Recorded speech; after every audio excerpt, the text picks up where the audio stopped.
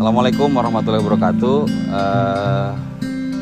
Salam sejahtera, selamat pagi dari halaman Balai Hortikultura milik Dinas Tanaman Pangan Pemerintah Provinsi Jawa Barat. Hari ini saya bersama dengan Direktur Minaku Home Nature yang hari ini punya concern untuk berbudidaya di tanaman hias. Dan ternyata tanaman hias ini banyak sekali rahasia-rahasia yang luar biasa. Apabila dielaborasi dan kolaborasi bisa menjadi andalan dan unggulan yang bisa dikembangkan di Indonesia. Bahkan sudah memiliki pasar tujuan ekspor. Dan alhamdulillah tanaman hias ini menjadi salah satu klaster dari program petani milenial pemerintah Provinsi Jawa Barat. Dan hari ini 20 orang calon petani milenial akan memulai berusaha dengan tentunya strategic partner kami Agrojabar adalah dari PT Minaku. Untuk itu Sobat Agro, mari kita coba bertanya, kita elaborasi bersama Kang Ade, Direktur Utama Minaku Home Nature.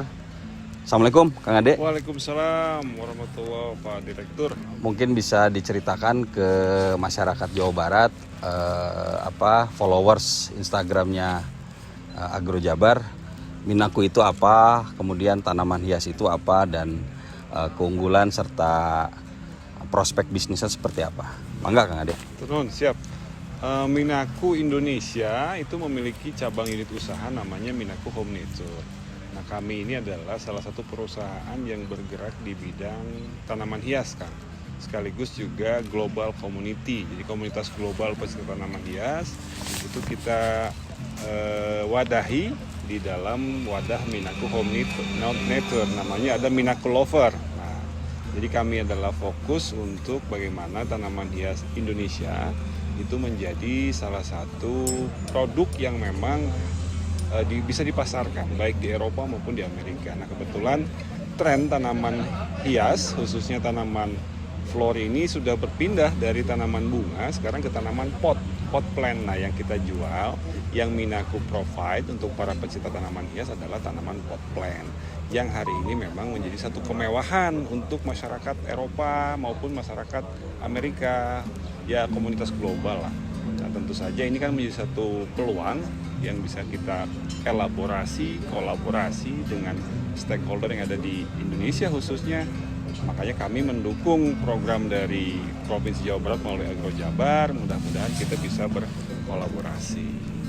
Baik, kemudian itu cara berbudidayanya susah apa mudah ya Kang Ade? Nah, sangat mudah sekali. Tanaman hias ini kan kalau tanaman tropis itu kan sangat mudah dibudidayakan di iklim yang tropis. Jadi sebetulnya tidak susah.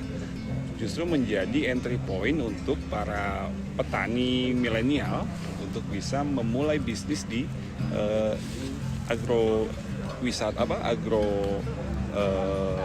Bisnis ya. Bisnis khususnya pertanian melalui tanaman hias, begitu Pak Direktur. Kemudian kalau petani pemula yang belum pernah bersentuhan dengan tanah gitu ya, belum pernah bercocok tanam gitu, apa bisa memulai bisnis ini? Sangat bisa. Justru dengan stigma bahwa bertani itu harus kotor, bertani itu harus memiliki lahan yang luas, dengan adanya tanaman hias bisa menjadi lebih sederhana. Lahannya tidak perlu luas, bisa memanfaatkan pekarangan maupun belakang rumah. Lalu mereka bisa bertani di dalam pot. Jadi tidak terlalu kotor, tidak perlu panas-panasan, tidak perlu luasan yang sangat luas kan gitu. Jadi sangat-sangat bisa dilakukan oleh para pemula, baik petani-petani muda maupun emak-emak gitu kan. Terus nanti hasilnya itu bisa dijual kemana Kang Ade? Hasilnya bisa dijual ke kami, Minaku sebagai off-taker.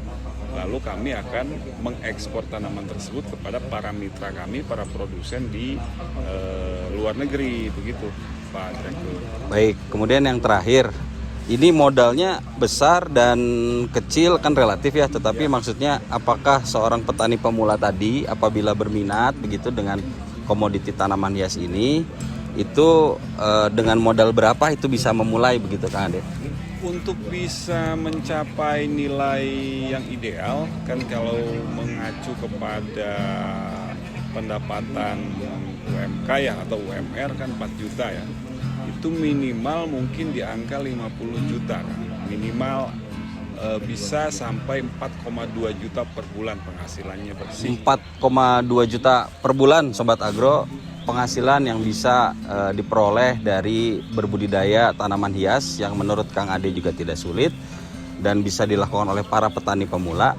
Tentu 4,2 juta ini adalah angka yang cukup baik menurut kami karena di atas beberapa UMK di beberapa kabupaten meskipun juga ada UMK yang masih lebih di atas 4,2. Kemudian terakhir Kang Ade, pesan-pesan buat Sobat Agro yang menyaksikan tayangan ini sebagai motivasi bahwa dunia pertanian itu menjanjikan sebagai salah satu profesi. Silakan Kang Ade. Jadi gini, dunia pertanian hari ini menjadi satu fenomena menarik di saat dunia terguncang pandemi COVID. Ternyata salah satu sektor yang tidak terpengaruh adalah pertanian. Petani tanaman hias bisa mengisi waktu luang, tidak harus selalu full time selama 12 jam. Itu kan hanya pagi atau sore pada saat penyiraman saja dan juga pemupukan dan lain-lain bisa dilakukan dalam interval waktu yang sudah ditentukan. Jadi tidak menyita banyak waktu, mengisi waktu kosong kita. Nah, ternyata kan sekarang terbukti bahwa para perbankan sudah sangat sadar tentang pertanian ini menjadi satu fenomena yang tidak terpengaruh oleh situasi di saat dunia terguncang COVID. Yang terbaru malah Menteri BUMN menyampaikan ada satu klaster baru untuk dibiayai melalui pendanaan KUR, itu adalah tanaman hias kan. Ya, salah satu dari pertama. Luar biasa ya berarti Kang Ade ya.